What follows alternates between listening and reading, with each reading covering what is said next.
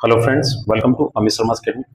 UP triple S C PET 2025 के लिए ये घटना चक्र की सीरीज है और ये थियोरेटिकल क्लास है। इसमें मैंने काफ़ी वीडियोस अपलोड किए हुए हैं। आप चैनल पे देखिएगा तो प्लेलिस्ट मिल जाएगी आपको। और ये आपके एग्जाम के लिए काफ़ी इंपॉर्टेंट है। घटना चक्र टू द पॉइंट है इसमें। और इसके बाद मैंने जो पीवाईक्यू की सीरीज है वो मैंने भी स्टार्ट की है, उसकी भी प्लेलिस्ट बना दी है। आप लोग एक बार जरूर देखिएगा और अगर वीडियो अच्छा लगे तो प्लीज़ लाइक कीजिएगा, दोस्तों के साथ शेयर कीजिएगा। और मैं पेट से पहले आपको एग्जाम से पहले मैं आपको पूरी ये बुक कंप्लीट करूंगा और पीवाईक्यू वाली भी करा दूंगा। चलिए आज हम देखते हैं मराठा साम्राज्य। इससे पहले मैंने मुगल साम्राज्य को कंप्लीट किया हुआ है। देखिए, मराठा साम्राज्य इस बुक में बहुत ही कम दिया गया, फिर भी मैं आपको अलग से फैक्ट बता दूंगा, उसे आप अच्छे से ध्यान रखिएगा। देखिए, मराठा में शिवाजी का जो जन्म हुआ था सिवनेर के दुर्ग में हुआ था और इनका जो जन्म हुआ था 1627 में। ठीक है, डेट याद रखिए, इसमें दी नहीं की। 1627 में सिवनेर के किले में हुआ था और कहीं कहीं 1630 भी देते हैं। ठीक है, तो नजदीक में देख लीजिएगा। वैसे 1627 इनका फेमस है।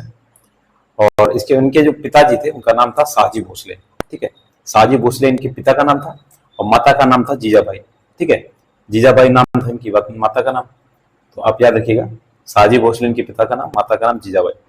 और शिवाजी पर सर्वाधिक जो प्रभाव था उनके दादाजी थे कोणदेव। ठीक है, याद रखिएगा, कोणदेव थे, कोणदेव इस तरीके से। और दादा जो कोणदेव थे वो शिवाजी के संरक्षक के रूप में थे।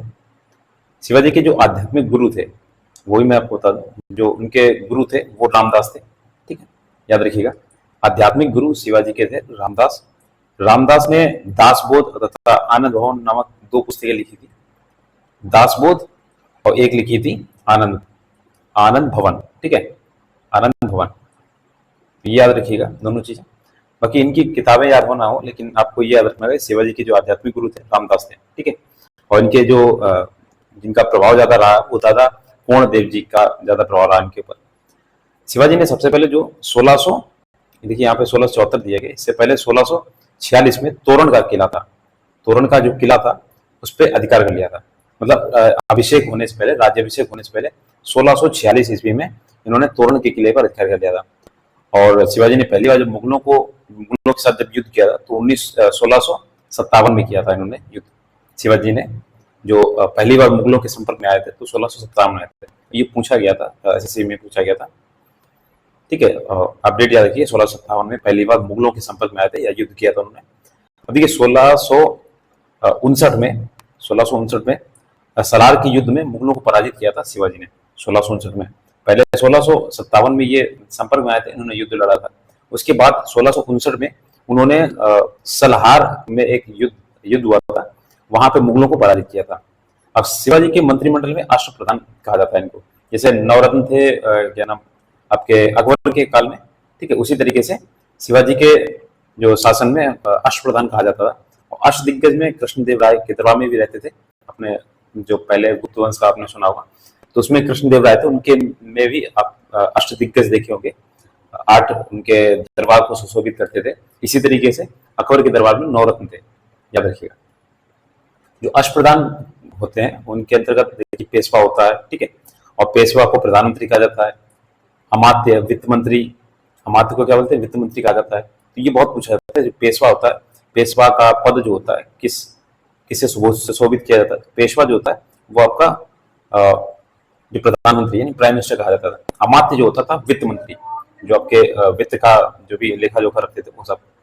और देखिए मराठा साम्राज्य की जो राजभाषा थी वो मराठी थी। ठीक है, ये तो आपको याद हुआ है। ठीक है, मराठी थी उनकी राजभाषा। चौथ और सहदेशमुखी शिवाजी द्वारा लगाए गए 2 कर थे, सिर्फ 2 कर थे। चौथ और सहदेशमुखी। ठीक है, यहाँ पे लिख नहीं पा रहा है, सरदेशमुखी देख लीजिएगा। तो 2 कर थे इनके, चौथ और सरदेशमुखी शिवाजी द्वारा लगाए गए थे। तो ये आपके कुछ फैक्ट है। और देखिए शिवाजी की जो राजस्व व्यवस्था थी मलिक अंबर द्वारा अपनाई गई रैयतवाड़ी प्रथा पर आधारित थी।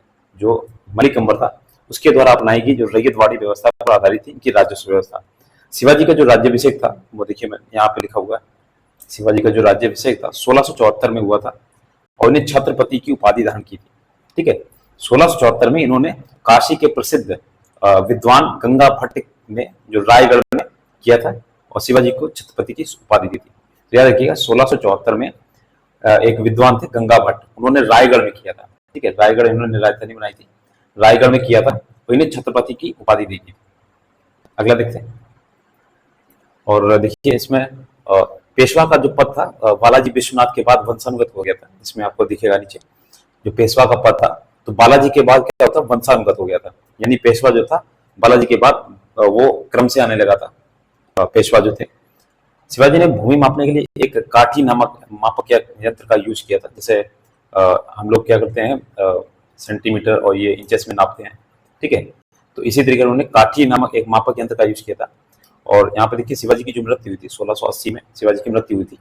शिवाजी के उत्तराधिकारी जो थे वो संभाजी थे। ठीक है, और एक बार इन्हें शिवाजी को मुगलों ने कैद कर लिया था। वहां से वो भागकर आगरा नगर के जयपुर भवन में कैद किया था, नजरबंद किया था। वहां से वो भाग गए थे। और देखिए अष्टप्रधान जो मैंने बताई थी व्यवस्था, केंद्रीय स्तर पर की अष्टप्रधान। देख सके जो संभाजी थे, संभाजी ने औरंगजेब के विद्रोह पर मोहम्मद अकबर को शरण दी थी। ठीक है, विद्रोही जो पुत्र था उनका औरंगजेब का, मोहम्मद अकबर, इस वजह से औरंगजेब ने संभाजी को मार दिया था। तो अपने एक मूवी भी अभी आई थी संभाजी की, और संभाजी को औरंगजेब ने बहादुरगढ़ में मार दिया था। संभाजी की जो मृत्यु थी उसके बाद उनका भाई राजाराम जो था वो राजा बना था। राजाराम 1689 से लेकर 1700 के बीच में ये राजा बने थे। राजाराम ये साहू के प्रतिनिधि के रूप में मराठों का नेतृत्व करते रहे। और नेक्स्ट देखिए 1700 में 1700 ईस्वी में क्या हुआ कि इनकी मृत्यु होगी राजाराम की। और इसके बाद इनकी पत्नी जो थी, विधवा पत्नी ताराबाई ने अपने 4 वर्षीय पुत्र था इनका शिवाजी द्वितीय, ठीक है, यानी कि इनका नाती हुआ जाके, तो इनका जो 4 वर्षीय पुत्र था शिवाजी द्वितीय के नाम से गद्दी पर बैठा। और ताराबाई ने मुगलों को संघर्ष जारी रखा था। जो इनकी पत्नी थी राजाराम, सॉरी ये राजाराम की, उनके जो राजाराम की जो विधवा थी उनका पुत्र था शिवाजी द्वितीय, तो उनको संरक्षण दिए थे ताराबाई ने, और मुगलों के साथ युद्ध बराबर करती रही थी।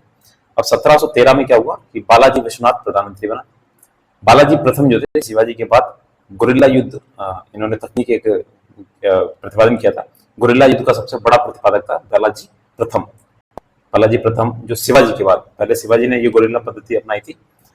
फिर बालाजी जो बाजीराव थे उनको नाना साहब के नाम से भी जानते थे। देखिए 1720 में साहू ने बालाजी विश्वनाथ के पुत्र, जो बड़े पुत्र थे, बाजीराव प्रथम को पेशवा नियुक्त किया था। बालाजी प्रथम, बाजीराव प्रथम, और इन्हें गुरिल्ला युद्ध का सबसे बड़ा प्रतिपादक माना जाता है, बाजीराव प्रथम को। मराठा काल में सरजामी प्रथा यानी भू राजस्व प्रशासन से संबंधित थी। अब देखिए यहाँ पे पानीपत की एक लड़ाई हुई थी 14 जनवरी 1761 में। सदाशिव भाऊ के नेतृत्व में मराठा सेना और अहमद शाह अब्दाली के नेतृत्व में अफगान सेना के बीच हुई, जिसमें मराठे बुरी तरह पराजित हुए। अहिल्याबाई मराठों के होलकर वंश की शासिका थी, और होलकर वंश जो था इंदौर पर काबिज था। अब जो बालाजी बाजीराव थे उन्हें नाना साहब के नाम से जानते थे। ठीक है, तो ये कुछ फैक्ट है। और बाकी इनके जो युद्ध हुए वो भी मैं आपको बता देता हूँ। मराठा युद्ध हुए थे 3। ठीक है, तो 3 जो है वो मैं आपको क्रम से बता दे रहा हूँ, इसमें लिखा नहीं है। और जो पहला युद्ध हुआ था वो था आपका 1782 की संधि के बाद इसमें समाप्त हो गया था। पहला वाला जो था सलवाई की संधि हुई थी, उसमें ये पहला युद्ध समाप्त हो गया था। और इसमें आपके दूसरा जो हुआ था 1802 में अंग्रेजों के बीच एक बेसिन की संधि हुई थी। बाजीराव द्वितीय ने अंग्रेजों की सर्वोच्चता स्वीकार कर ली थी, इस वजह से वो भी आपका 1802 के करीब में ये खत्म हो गया था। 1803 से 5 के बीच में चला था। द्वितीय संधि आंग्ल मराठा युद्ध का कारण बना था। और इसमें भोसले जो थे 1803 में अंग्रेजों ने एक देवगांव की संधि थी उसे किया था। फिर आपका होलकर ने अंग्रेजों को 805 में राजपुर घाट की संधि की थी। तो उसमें दूसरे में कई संधियां थी। बाकी तीसरा जो जो युद्ध था, आंग्ल मराठा युद्ध, ये आपके जो बाजीराव द्वितीय थे उन्होंने कंपनी के पेशवा बनकर ने क्या किया था, बिठूर यानी कानपुर भेज दिया गया था। और इसमें एक संधि हुई थी पूना की संधि, उसे समाप्त कर दिया गया था। फिर बाद में बालाजी जब वो बिठूर कानपुर चले गए थे तो ये पद ही समाप्त हो गया था। इसके बाद इनका मराठा का जो प्रभुत्व था वो खत्म हो गया था। तो ये कुछ 3 युद्ध थे, वो मैंने बता दिया आपको। बाकी आप इसके जो संधियां थी वो याद रखिएगा। पहले में जो थी सलवाई की संधि थी, ठीक है, दूसरे में बेसिन की संधि और सिंधिया के राजा की संधि हुई थी। यहाँ पे जो राजपुर की घाट की संधि हुई थी दूसरे में। तृतीय जो हुई थी वो उसमें पूना की संधि के नाम से जानते हैं, इस तरीके से। बाकी अगर डिटेल में आपको पढ़ना है तो ल्यूसेंट अगर आपके पास हो तो उसमें पढ़ लीजिएगा। आपके लिए काफ़ी हेल्पफुल रहेगा। बाकी जो भी मैंने फैक्ट थे जो इसमें नहीं दिए थे वो मैंने बता दिया आपको, तो प्लीज़ शेयर कीजिएगा फ्रेंड्स के साथ में। Thanks for watching.